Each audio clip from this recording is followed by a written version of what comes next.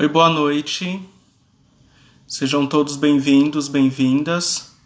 Estou escrevendo aqui o tema da nossa conversa de hoje. Para quem for chegando, saber sobre o que a gente está falando.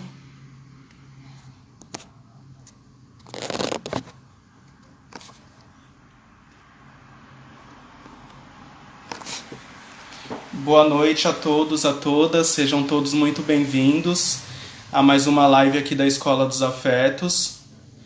Para quem ainda não teve a oportunidade de conhecer a Escola dos Afetos, nós somos um instituto de formação especializado em sexualidade e gênero. Oferecemos formação para estudantes, profissionais da área da educação, da área da saúde.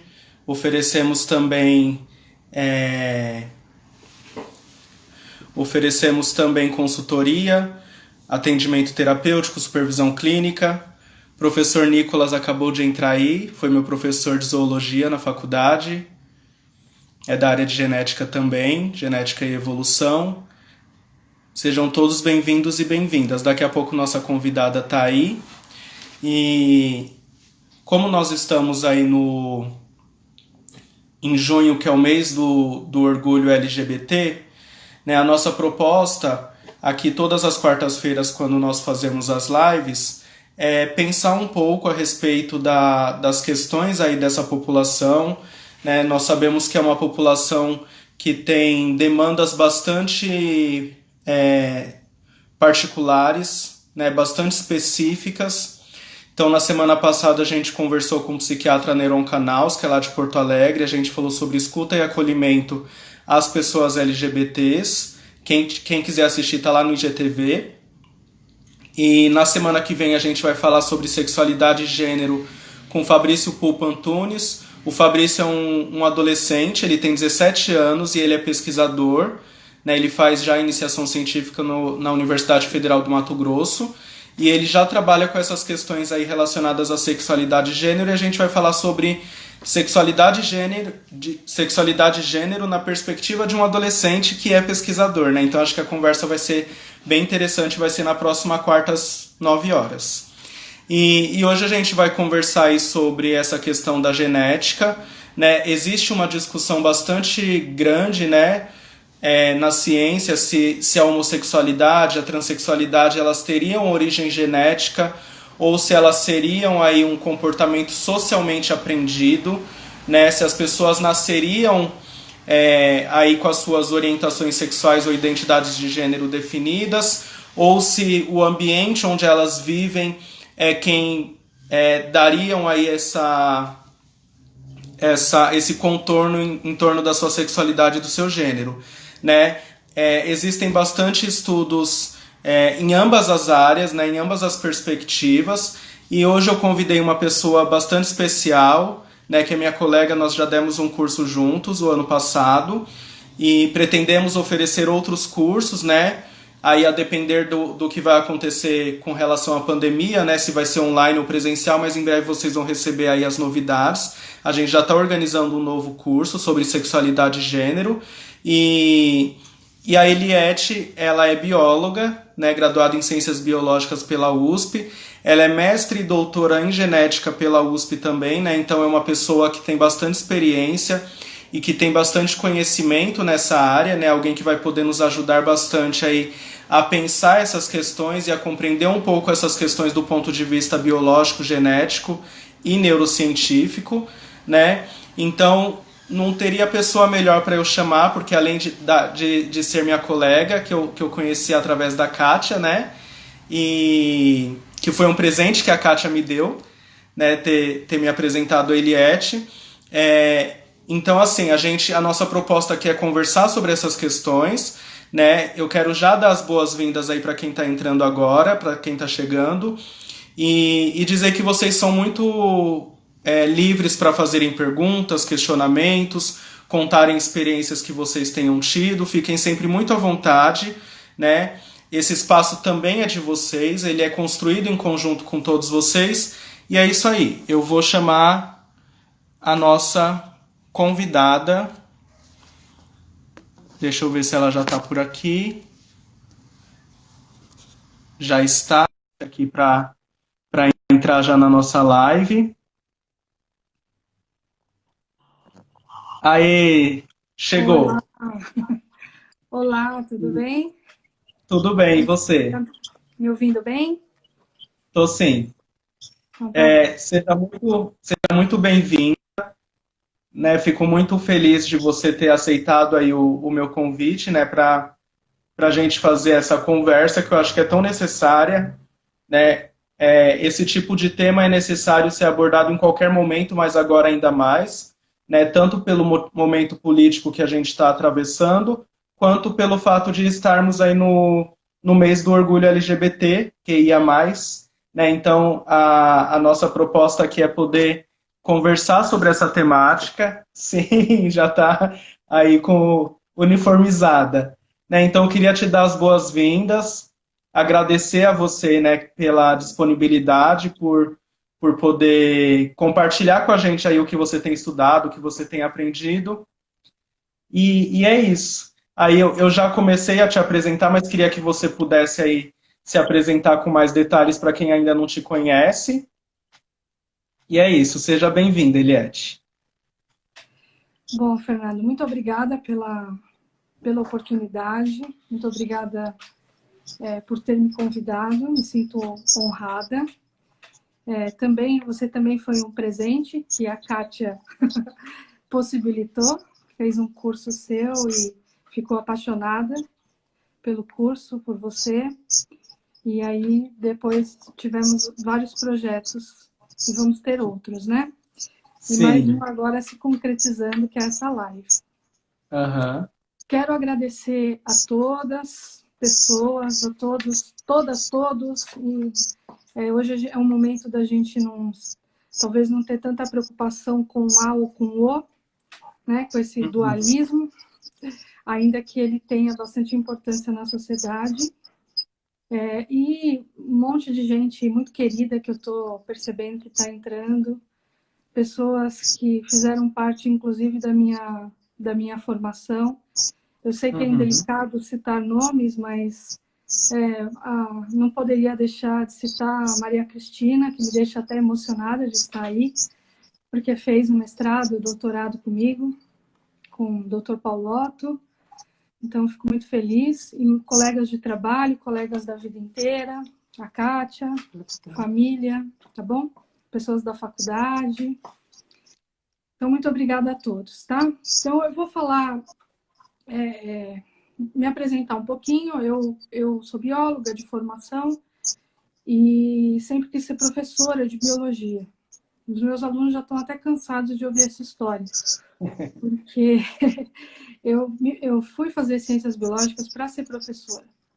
E Uhum. descobri, a minha mãe acabou de entrar, e descobri a genética na faculdade.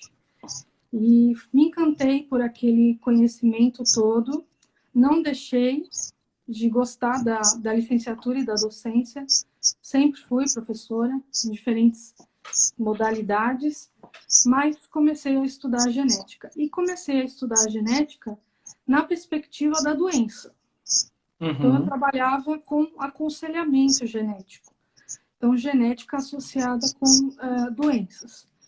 E com todos os cursos, todas as formações, fui aprendendo que a genética ela é muito mais ampla do que apenas a genética associada à doença. Uhum. E aí tem essa questão da homossexualidade. E esse é um mês muito importante para a gente discutir qualquer assunto relacionado à homossexualidade, à transexualidade, à intersexualidade, todas, a Uhum. bissexualidade, né? Nós estamos no mês da visibilidade. Então, eu acho interessante discutir esse aspecto, que é um aspecto mais biológico. E até que ponto ele é mesmo biológico ou não, né? Uhum. O fato é que a sexualidade ou a homossexualidade, ela sempre atraiu pesquisadores e geneticistas para tentar encontrar se essa questão genética tinha uma origem, se essa questão comportamental tinha uma origem biológica, uma origem genética. Então, nós temos estudos, desde o começo da década de 90, 1993, por exemplo, um estudo importante, indicando que talvez houvesse um gene relacionado com a homossexualidade localizado no cromossomo X. Falando tecnicamente, né, no braço longo do cromossomo X, quer dizer, uma região específica, para quem é geneticista, braço longo, posição 2.8. Brincadeira. Então, que esse gene poderia ser responsável. Claro que esse estudo ele foi... outros estudos seguiram e perceberam que esse estudo de 93 não era válido, não era consistente, né? O número era pequeno, né? Foi um estudo marcante, mas não é verdadeiro do ponto de vista do tal gene gay que a ciência parece procurar. E aí, eu fico me perguntando, né?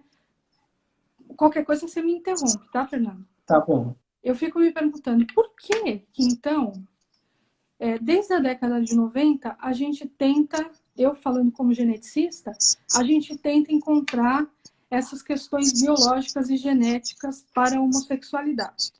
Para quem é geneticista, a resposta é fácil. Porque a genética é encantadora e tudo é genético. Absolutamente tudo. Eu não sei se eu vou agradar a todos que estão assistindo, mas eu sou corintiana. E eu digo que ser corintiana também é genético.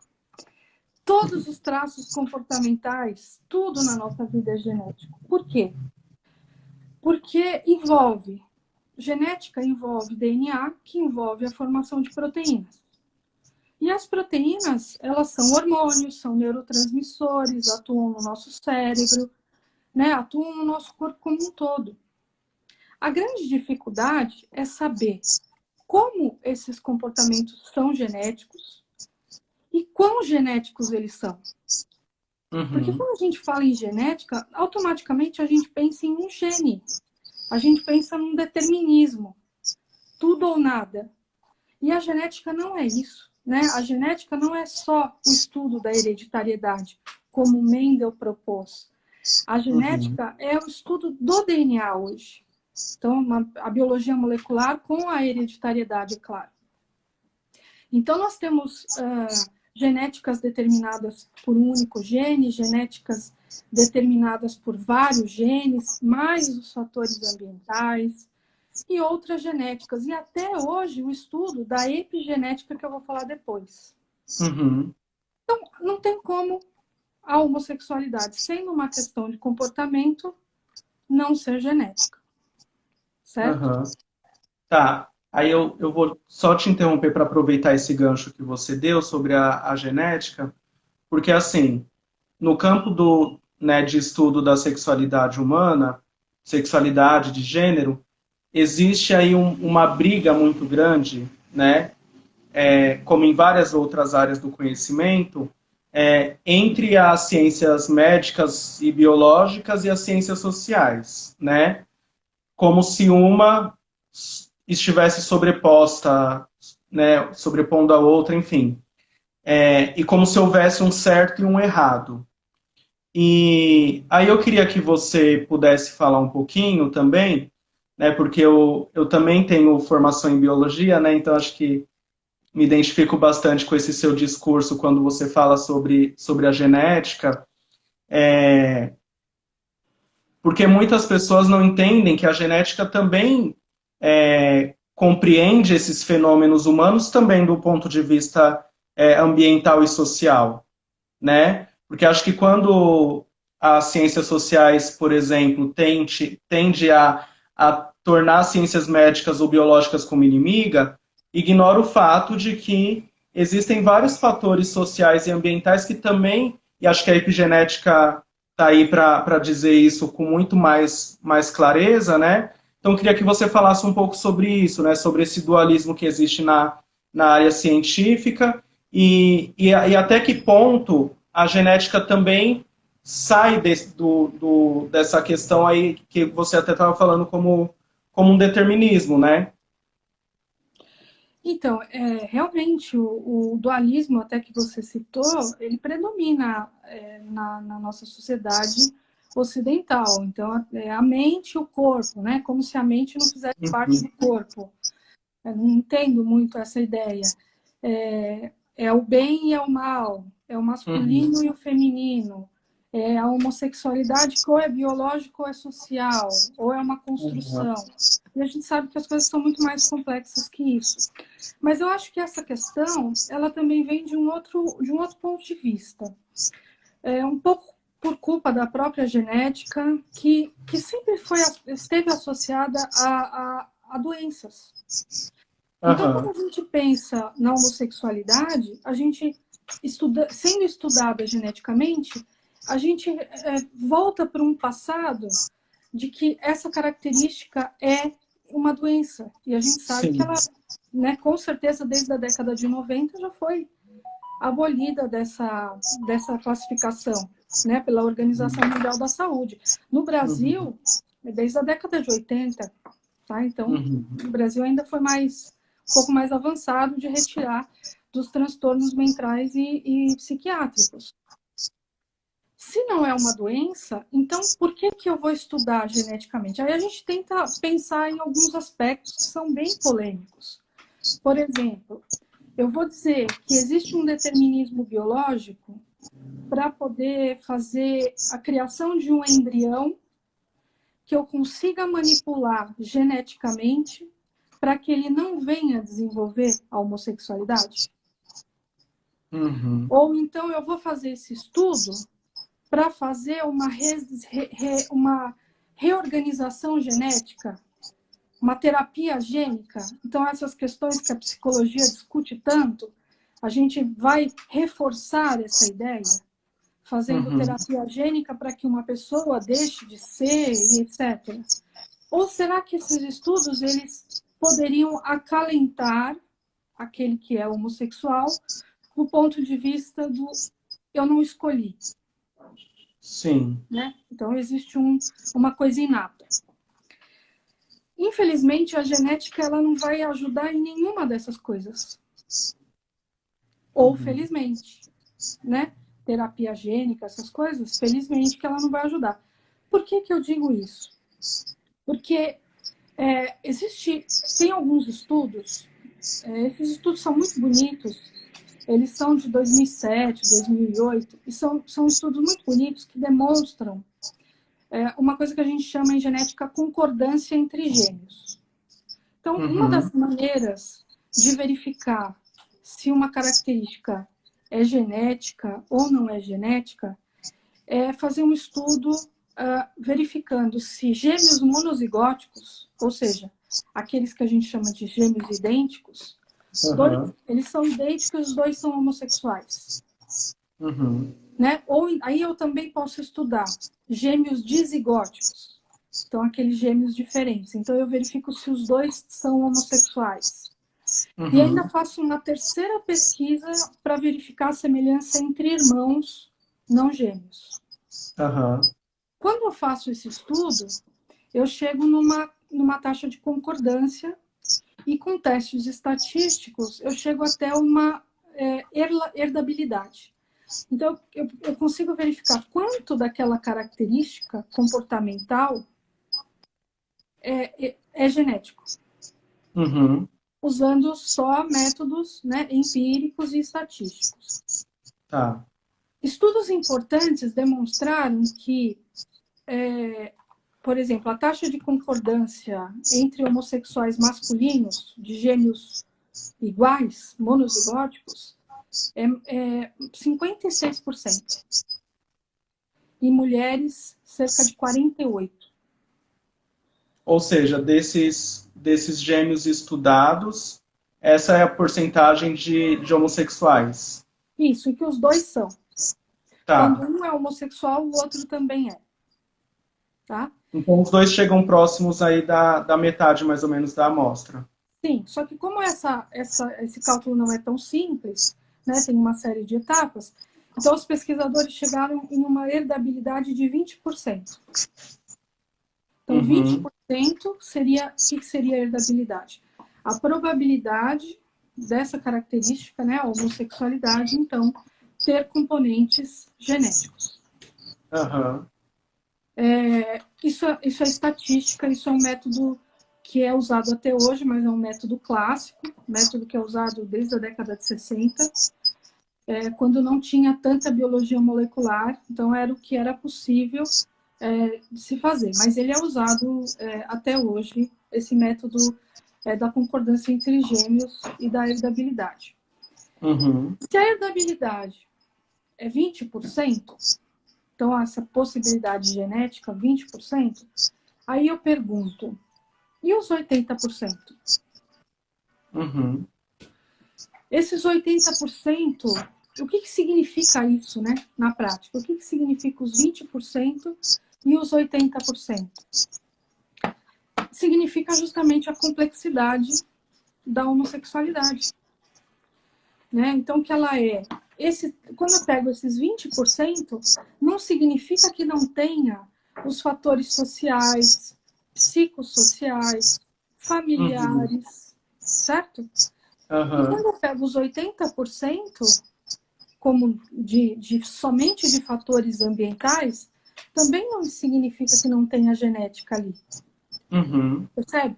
Então, é uma complexidade muito grande, que é a mesma complexidade para qualquer questão comportamental.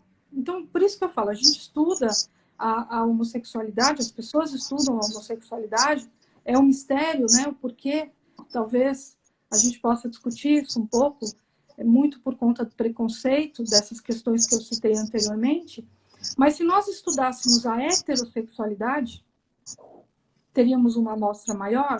Teríamos, mas talvez encontrássemos os mesmos resultados.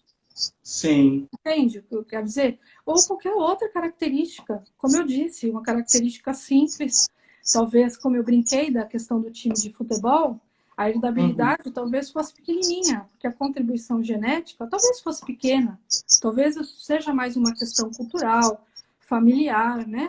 Mas com certeza encontraria alguma herdabilidade. Sim.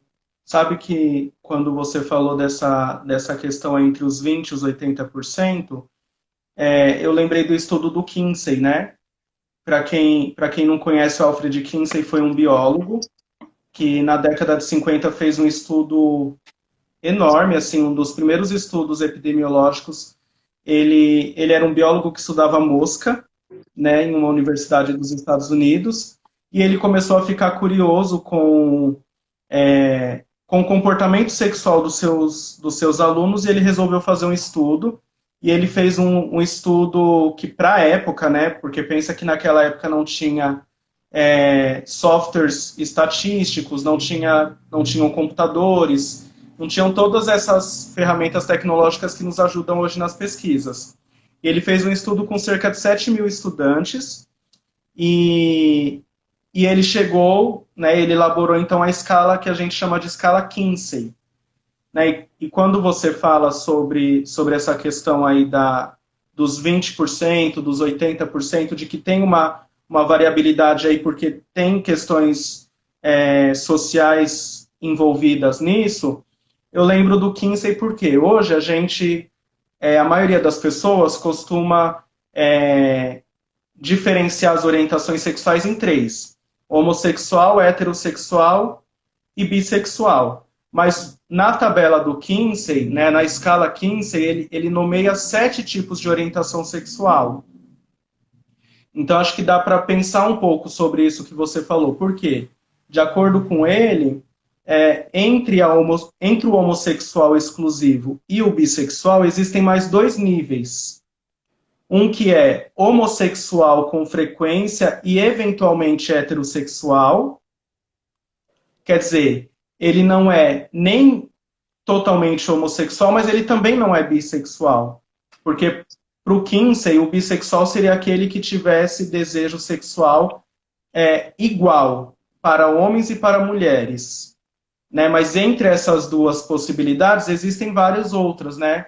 Então acho que dá para a gente pensar a esse respeito, né? De que não existe aí caixinhas e compartimentos, né? E acho que a genética ajuda a gente a entender isso também quando a gente fala dessa questão que você trouxe da herdabilidade, né? Da questão da probabilidade. Quer dizer, existe aí uma probabilidade, existe uma.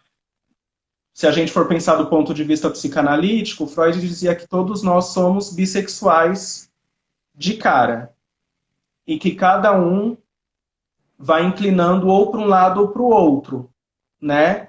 Mas que o fato de uma pessoa ser homossexual não significa que em algum momento da vida dela ela não possa se sentir atraída por alguém do gênero oposto ou o contrário. Faz sentido para você, do ponto de vista genético, essa essa reflexão que eu fiz? Faz todo sentido. É muito, é uma colocação muito boa, inclusive do ponto de vista genético. Uhum. Só, inclusive do ponto de vista genético, né?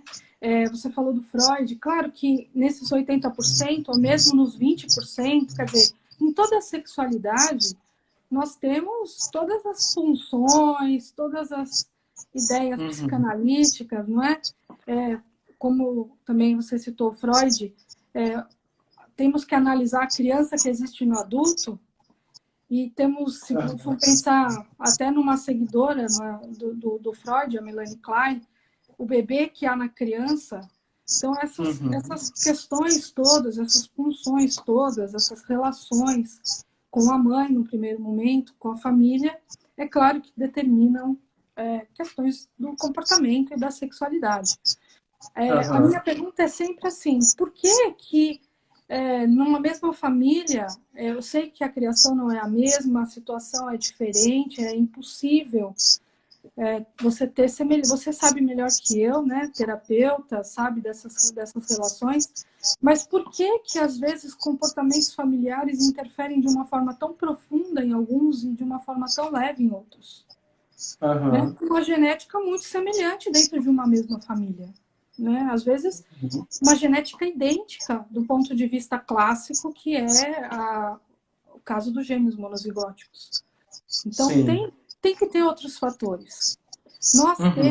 Nós temos, Fernando, em média, assim, 35 mil pares de genes. Cada um desses genes, ao contrário do que se pensava na década de 90, não faz uma proteína só. Pode fazer várias. Tem processos alternativos.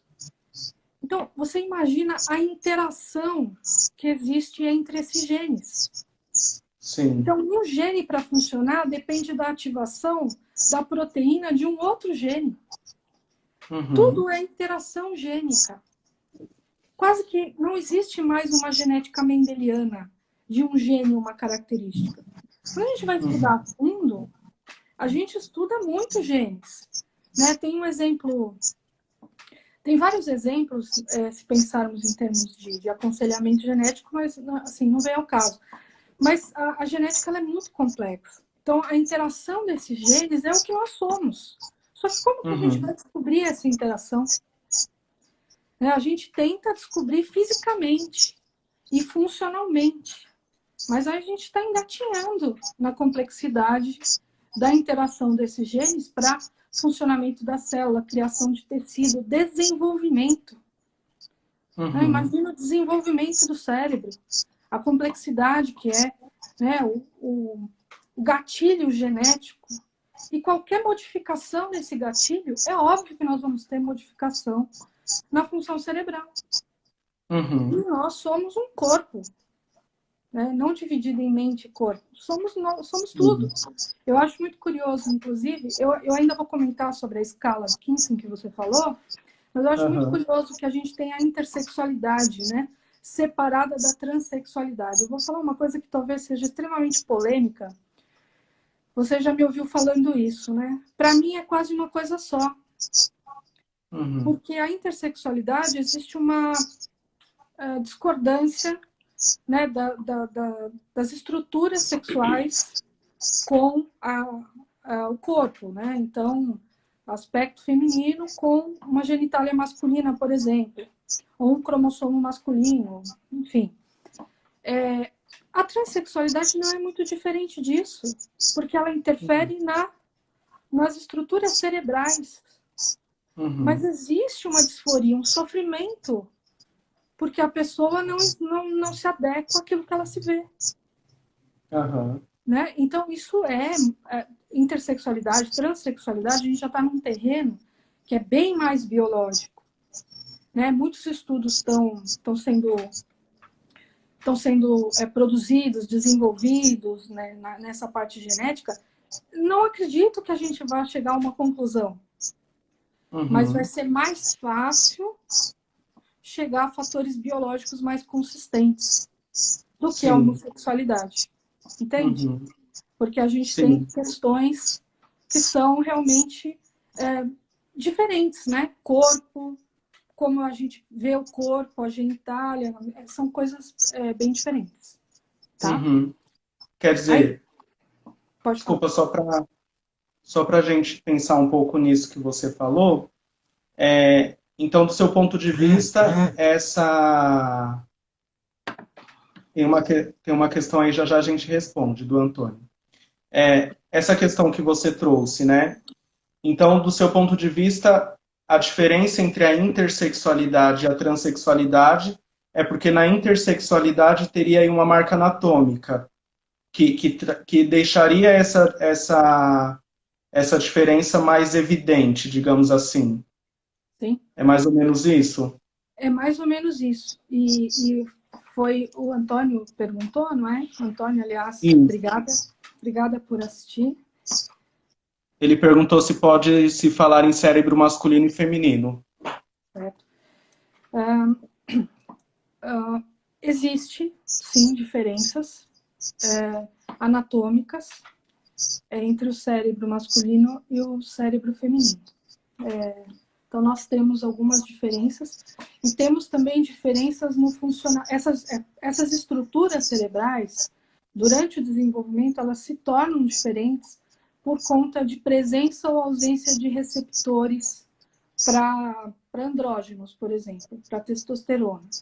Então, na presença dos receptores, esses andrógenos funcionam e a via vai por um caminho. Se houver, vamos supor,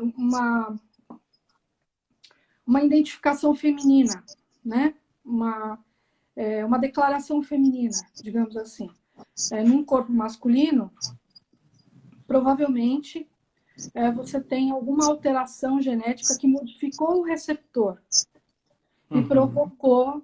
Aí entra outras questões genéticas, né, de enzimas chamadas de aromatases, né, que modificam a testosterona e produzem estrógeno. Então, é como se a via do desenvolvimento caminhasse ligeiramente para outro lado.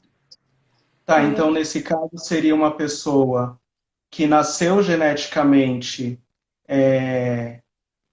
homem, mas que por conta dos receptores que ele tem no cérebro que ativariam esse hormônio feminino, que é o estrógeno, então esta pessoa seria uma pessoa trans, uma mulher trans. Exato. É uma ideia, tá bom? Sim. Esses estudos, eu estou até procurando aqui algumas diferenças, né? Por exemplo, olha aqui. Os homens apresentam as mulheres apresentam regiões límbicas mais desenvolvidas. No entanto, o hipocampo masculino é cerca de 4 vezes maior, com mais sinapses do que o cérebro feminino. Não vou saber falar todas as diferenças, precisaria ir um pouco mais, me aprofundar. Inclusive, a gente estava conversando, né, tem alguns estudos que estão acontecendo nessa área de transexualidade, da parte genética de transexualidade, bem relacionados com o desenvolvimento embrionário. Então, talvez a gente tenha um material interessante sobre a transexualidade. Tem mais uma pergunta aqui. Transexualidade é algo que me causa grandes conflitos no processo de tentar compreender. Conflitos no sentido de chocar o biológico com as questões de estereótipos de gênero e aversão a esses, especialmente no que diz respeito aos não binários. Eu não entendi muito bem o que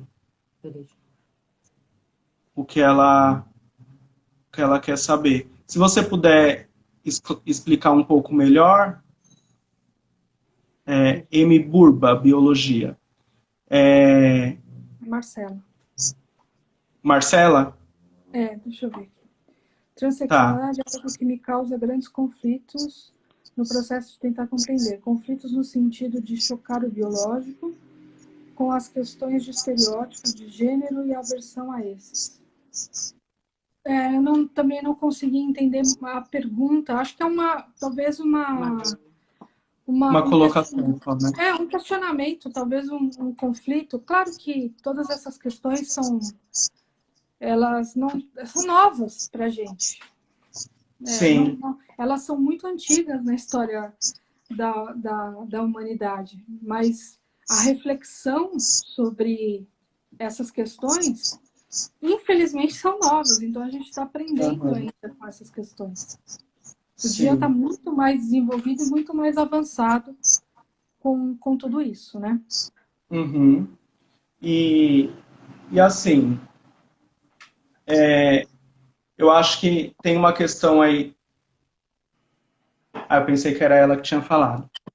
Antes da gente ler a pergunta do Adriano, tem uma questão bem importante que você falou, que eu acho que vale a gente retomar, porque eu atendo em consultório, né, e tenho bastante pacientes que são homossexuais, transexuais, enfim, e famílias também que procuram, e as pessoas anseiam muito por essa resposta, né, e que de algum modo, como você mesmo tinha dito, pode trazer um alívio, né, de falar, olha, é genético, então você nasceu assim.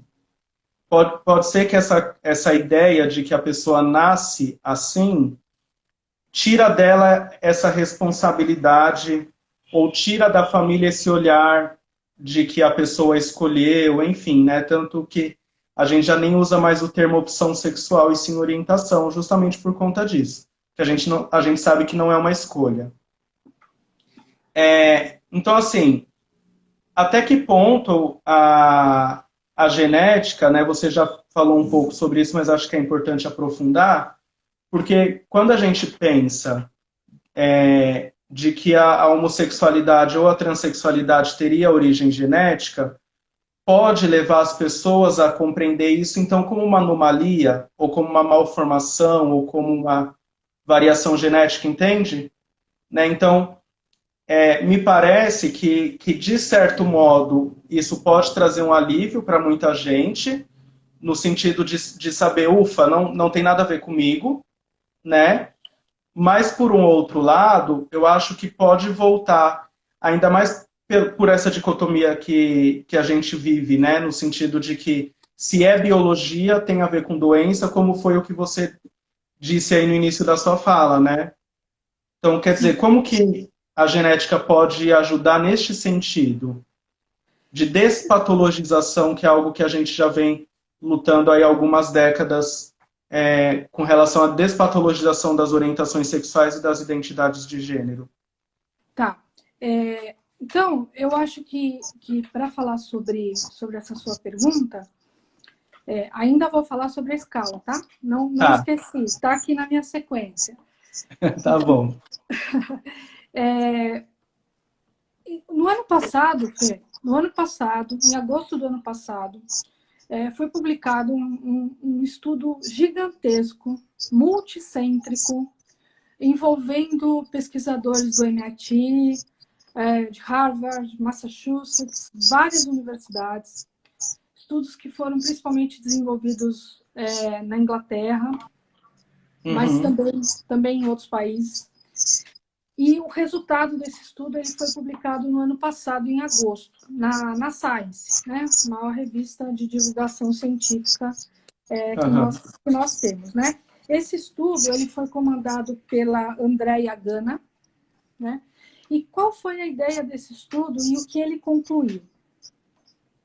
A ideia foi analisar 500 mil pessoas. Então, foi o maior estudo associado à homossexualidade já produzido na história. Ele conseguiu estudar tudo isso porque ele fez lá uma associação com bancos de informações genéticas, né, em que as pessoas deram um consentimento. Então, inicialmente, esses pesquisadores perguntaram para todas essas pessoas se elas já haviam tido relação sexual com pessoa do mesmo sexo. Tá? Então, quase 500 mil disseram sim, e aí foram estudados. Esse método de estudo, ele é super avançado e super atual. É um método que é um método de associação de genótipo e fenótipo. Então, falando sem entrar assim, nos detalhes, né, a gente precisaria de mais tempo, qual é a ideia? Verificar quais marcadores, não genes, marcadores, até o Antônio perguntou dos 35 mil genes aí, nesse estudo, eu falo dos 35 mil, mas esse estudo, ele não analisa genes, ele analisa marcadores. Por isso que ele conseguiu analisar 1 milhão de marcadores. Porque o nosso genoma é muito complicado. A gente tem 35 mil pares de genes, mas nós temos um genoma gigantesco. Isso significa que tem uma série de regiões que não são funcionais. E essas regiões servem para estudo. Então, quando a gente... O que esse estudo concluiu?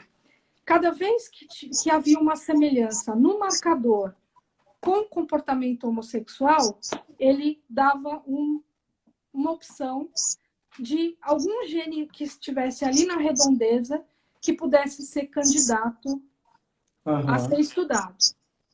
Com esse estudo enorme, eles chegaram à conclusão de que 25% de todas essas regiões estudadas poderiam estar associadas com homossexualidade.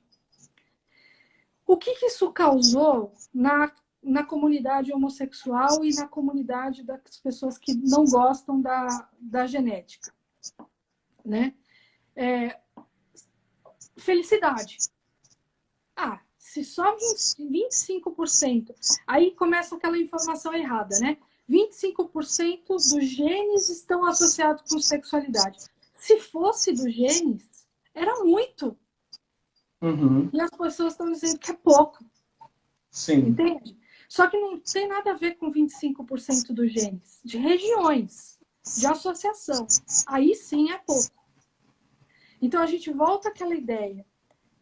Existe relação genética, mas é difícil encontrar, porque ela está misturada nesse mapa genético, né?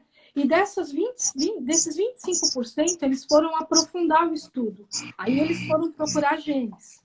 E eles encontraram uma associação forte com 1% só. Então, olha como é difícil. Isso faz com que seja super positivo para aquelas ideias estúpidas de cura gay, ideias estúpidas de manipulação de embrião. Mas, para quem precisa do acalento do nasci assim, aí pode ser triste. Sim. Entende o que eu quero dizer? Então, vamos pensar agora assim, o que é genético na homossexualidade? Ela está misturada lá nos genes. Mas tem uma interação complicada de ser percebida. Então, agora sim, falando da escala, eu acredito muito, por muito que já li em relação a comportamento e genética, que todo traço comportamental, inclusive a heterossexualidade, a homossexualidade, um comportamento mais agressivo, um comportamento mais calmo, ou traços mais complicados, como a psicopatia e outras coisas, todos eles fazem parte daquela curva normal, curva de Gauss. E se pensarmos nessa curva normal, de fato, eu não sei se teria todos os parâmetros do Kinsey, mas o que eu sei que heterossexuais e homossexuais convictos mesmo, nós teríamos no máximo 10%. Assim, restritos, eu quero dizer.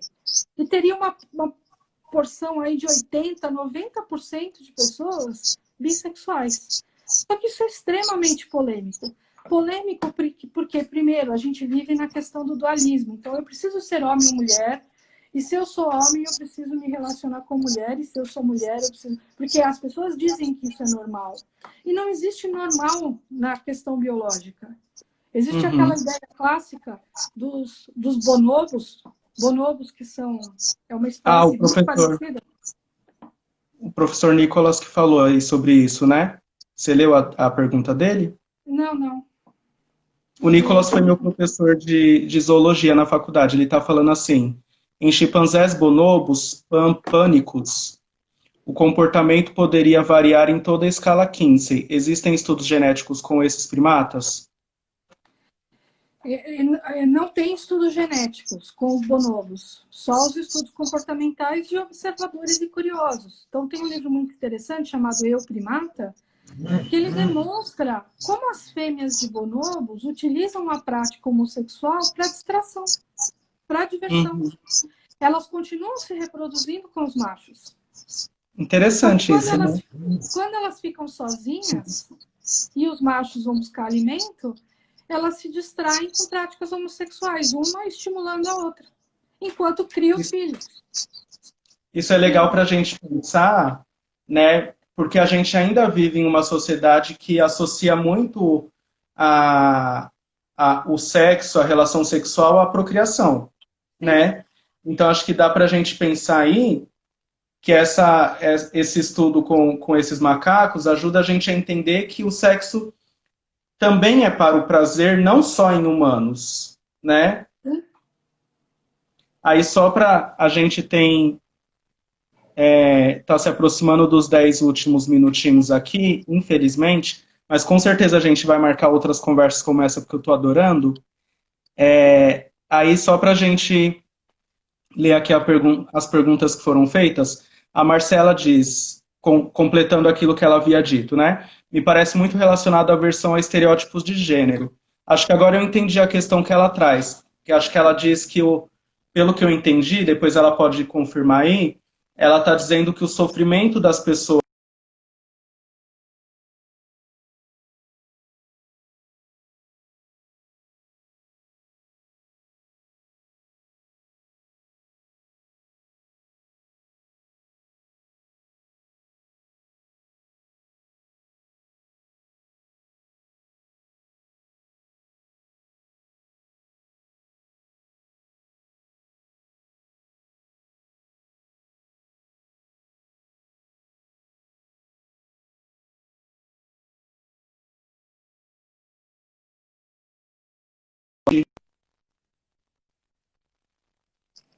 Voltou. voltou. Você ouviu o que eu falei sobre a Marcela? Sim. Ah, legal. Aí o Antônio falou aqui dos 35 mil genes, mas você já falou sobre isso. Aí Só queria complementar uma coisinha do Antônio, Tá. justamente para falar sobre epigenética, muito rapidamente. Realmente, nós temos 35 mil pares de genes e muito mais proteínas do que 35 mil proteínas. E um dos fatores também é a epigenética, que é essa modificação que o ambiente pode fazer. A modificação, a epigenética, ou as modificações ambientais, ela também está associada com a transexualidade também, tá? Mas muito mais com a homossexualidade. Mas aí realmente a gente precisaria de mais tempo para desenvolver, né? Daí tem mais uma aqui, peraí, deixa eu ver. Tem uma pessoa que está perguntando: essas diferenças que você explicou em relação ao cérebro masculino e feminino, tem alguma relação com dificuldades dos homens executarem diversas tarefas, diversas atividades, enfim, ao mesmo tempo, ou isso é lenda? Eu acho que não é exatamente lenda, não. Os homens, eles têm questões mais executivas mesmo, eles são mais direcionados. E, às vezes, esse olhar mais direcionado impede a observação do todo. né? As Aham. mulheres, só que tudo tem coisa boa e ruim, né? Às vezes as mulheres também, por uma questão cerebral, não tem tanta concentração. Mas a gente também não pode, tem que tomar muito cuidado com as frases preconceituosas, no sentido de cada pessoa é de um jeito, né? A Sim. genética e a volto a dizer, né? A genética e a biologia têm um componente, uma heredabilidade. Nós somos a construção muito maior de Uhum. uma vida toda de construção. Sim. Aí a Fabinha Alvim, que é da Saíra Editorial, uma editora com quem eu tenho feito aí algumas parcerias, ela diz: ouviria vocês por muitas e muitas horas. Parabéns, valeu, Fábia. Deixa eu ver se. Aí a Kátia aí, que é presidente do nosso fã-clube, né? Gente, a gente está chegando aí no final dessa conversa deliciosa. Infelizmente, a gente tem aí mais 8 minutos. É, então, eu queria super agradecer a todos vocês que nos acompanharam aí. A gente teve, assim, uma participação bem bacana, cerca de 50 pessoas online. É, adorei conversar aqui com a Eliette, gostei muito das intervenções de vocês, das participações. Sejam todos bem-vindos e bem-vindas. Como eu informei no início, quarta-feira que vem tem uma outra live super bacana. Quarta-feira que vem eu vou falar sobre sexualidade e gênero na adolescência com um adolescente, né, que é o Fabrício Pupo. O Fabrício é um jovem pesquisador, ele tem 17 anos e ele faz iniciação científica na Universidade Federal do Mato Grosso, estuda sexualidade e gênero. Então, quarta-feira que vem, às 9 horas, aqui no meu Instagram, que é @Escola dos Afetos, a gente vai falar sobre isso. A Eliette vai ter que voltar, né? Porque eu acho que esse assunto rende muito, né? Então, queria super agradecer a todos vocês que nos acompanharam e agradecer a Eliette por mais essa parceria, dizer que em breve nós faremos mais um curso juntos, então todos vocês que estão aí participando da live estão convidados a participar do nosso curso, que a gente vai ver aí como que vai ser, se vai ser online, se vai ser presencial, a depender da pandemia, né? Mas, enfim, todos já estão convidados e convidadas.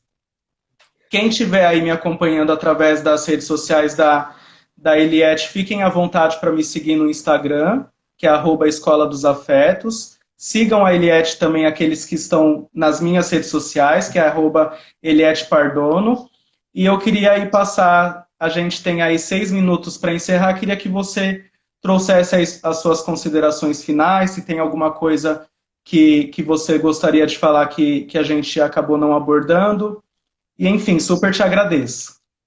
Fernando, muito obrigada. Adorei participar, estava bem nervosa, porque sou tímida, mas eu gostei muito de participar. Quero deixar como assim, ideia final: a homossexualidade tem componente genético, mas é multifatorial. Ela é uma Uhum. composição de tudo que nós somos. Não podemos deixar de lado o biológico, tá? Uhum. Mas temos que considerar todos os outros fatores, é claro, tá bom? Absolutamente tudo contra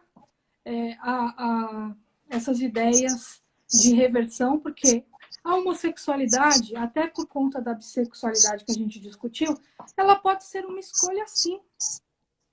E viva, né? Just love, eu vim aqui caracterizada.